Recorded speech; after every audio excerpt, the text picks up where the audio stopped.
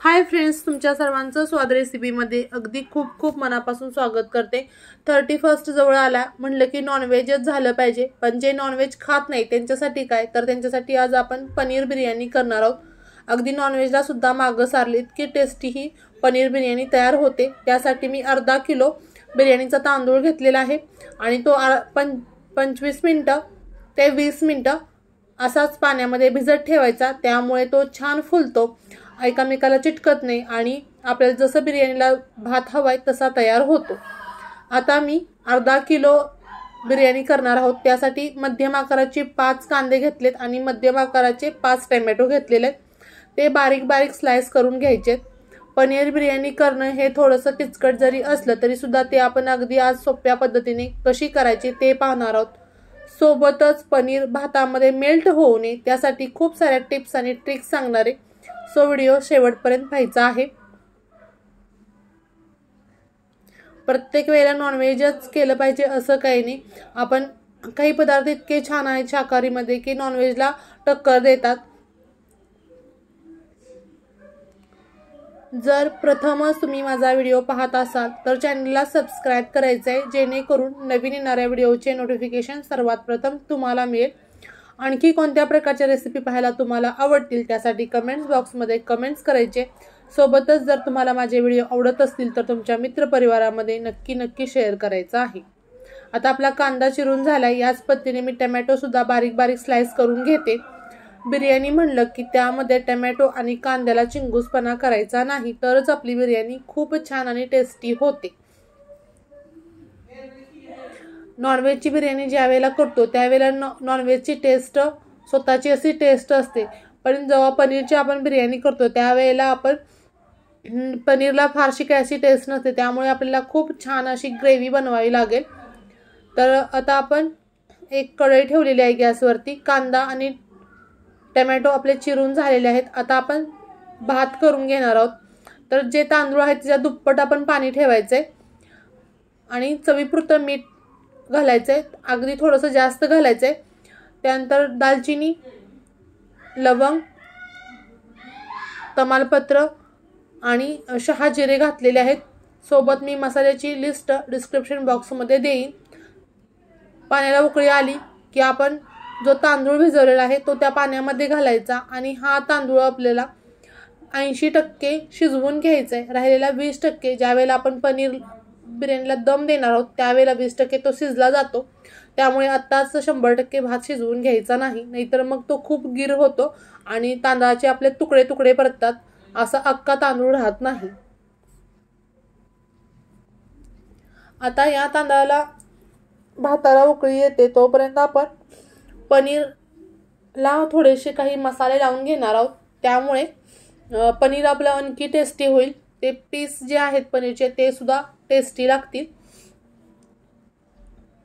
अर्धा किलो तांदूळ आहे तर मी अर्धा किलोचं पनीर घेतलेलं आहे।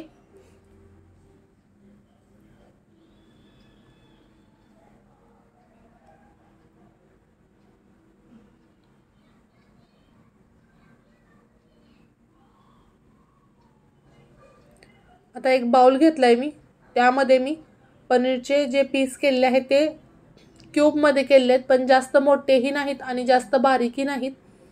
आता ह्याच्यावरती थोडंसं लाल तिखट, हळद आणि मीठ लावायचं, पण हे हाताने मिक्स केलं तर तुकडे तुटतात, त्यामुळे आपण हाताने वगैरे मिक्स करायचं नाही, असंच 15 मिनिटं ठेवून द्यायचं।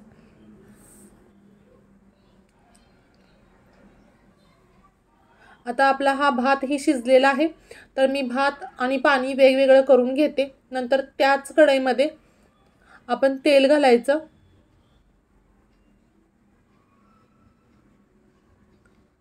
तेल गरम झालं की आपण हा कांदा आणि टोमॅटो छान असं परतून घ्यायचंय। आपण त्याची ग्रेव्ही बनवणार आहोत, कारण बिर्याणी म्हणलं, दम बिर्याणी म्हणलं की त्यासाठी ग्रेव्ही ही हवीच। कांदा आणि टोमॅटो हे एकजीव झालं पाहिजे। आता तुम्ही बघू शकता केवढासा कांदा आणि टोमॅटो राहिलेला आहे, याच्यापेक्षा सुद्धा हे ज्यावेळेला व्यवस्थित भाजलं जातं त्यावेळेला कमी होतं। आता बघा कांदा आणि टोमॅटो छान असं परतलं गेलेलं आहे। आता आपण ह्याचा बारीक पेस्ट करून घेऊया आणि त्याच कढईमध्ये मी तेल घालते आता आपण डेकोरेशनसाठी जो कांदा लागणार आहे तो थोडासा कांदा मी फ्राय करून घेते याच्यामध्येच, म्हणजे जास्त पसाराही होणार नाही आणि बिर्याणी खायची मजा सुद्धा आपल्याला येईल. बऱ्याच वेळेला पसारा बघूनच मग ती खायची इच्छा होत नाही.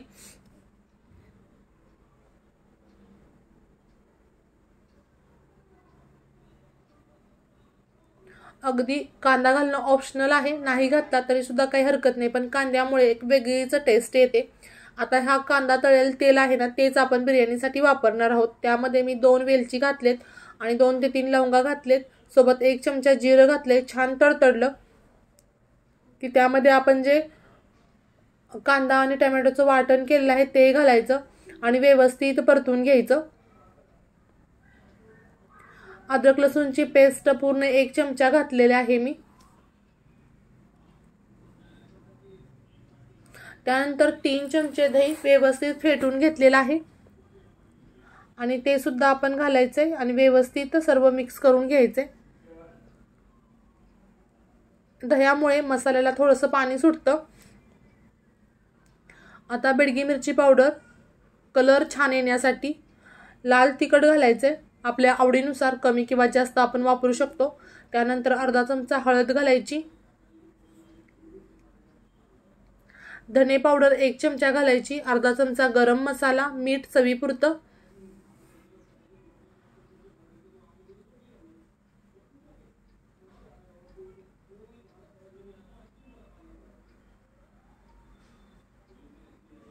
आणि आता सर्व मसाले व्यवस्थित परतून घ्यायचे.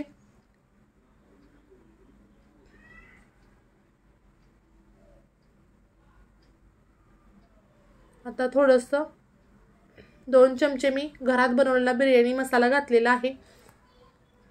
जर तुमच्याकडे तो नसेल तर बाहेरचा आपण विकत मिळतो तो घालायचा.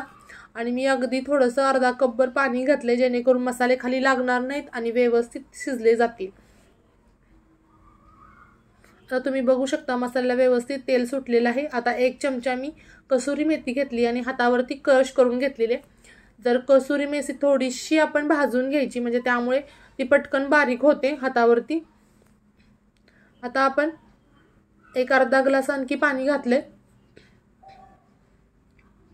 आणि आणखी मी अर्धा ग्लास घातले, म्हणजे टोटल 1 ग्लास पाणी आपण या ग्रेव्हीमध्ये घातलेलं आहे. आता ही ग्रेव्ही अशी शिजवून द्यायची आहे आपल्याला.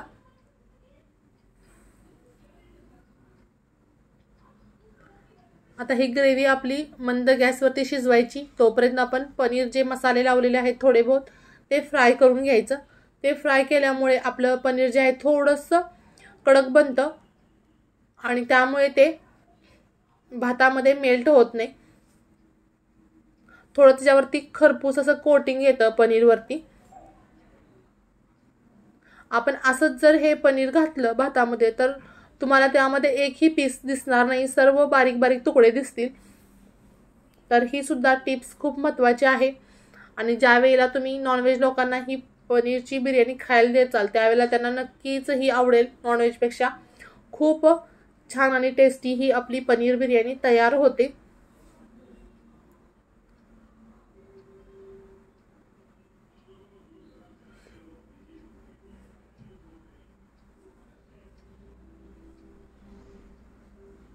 अगदी जास्तही भाजून घ्यायची गरज नाही. गोल्डन कलर थोडासा हलका हलका आला की आपण गॅस बंद करणार आहोत.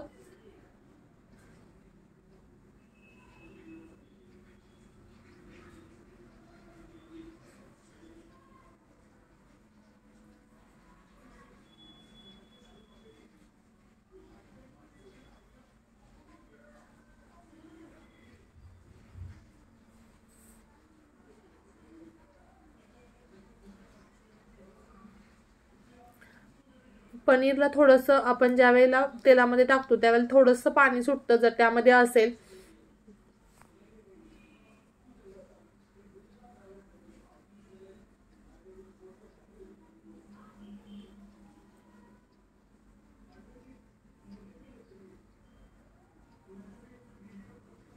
आता आपलं हे पनीर व्यवस्थित फ्राय करून झाले, भाजले, त्याला हलकासा गोल्डन कलरचं कोटिंग आलेलं आहे. आता आपण हे जे पनीर आहे ते ग्रेव्हीमध्ये घालूयात आणि 5 ते 6 मिनिटं ही ग्रेव्ही आणि पनीर व्यवस्थित शिजवून घ्यायचं जेणेकरून पनीरच्या पीसमध्ये त्या ग्रेव्हीचा फ्लेवर व्यवस्थित उतरला पाहिजे.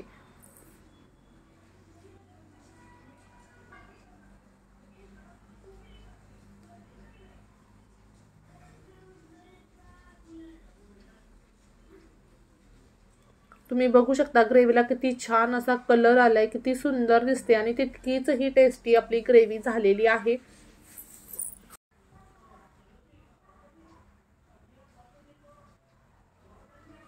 आता 5 ते 6 मिनिटं शिजवल्यानंतर आपण त्या कढईमध्येच जो शिजवलेला भात आहे त्याची लेयर द्यायची आहे. थोडासा कलर, कोथिंबीर आणि फ्राय केलेला कांदा.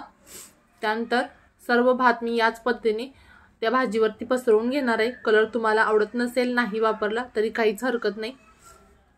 आता ह्याच्यावरती कोथिंबीर आणि थोडंसं जे आपण भात शिजवलेलं पाणी आहे ते घालायचं, थोडंसं तेल घालायचं आणि 15 ते 20 मिनिटं आपण या बिर्याणीला दम देऊन घेणार आहोत. 15 ते 20 मिनिटानंतर तुम्ही बघू शकता खूप टेस्टी आणि जायकेदार अशी आपली ही पनीर बिर्याणी तयार झाले. तुम्ही बघा, मी सर्व करते प्लेटमध्ये. अप्रतिम असा कलर आलेला आहे. बघता क्षणी खावीशी वाटणारी अशी ही चमचमीत आणि झणझणीत पनीर बिर्याणी तयार झालेली आहे. पुन्हा भेटू अशाच नवनवीन व्हिडिओसोबत. तोपर्यंत खात राहा, मस्त राहा, स्वतःची आणि घरातल्यांची काळजी घेत राहा. Bye bye.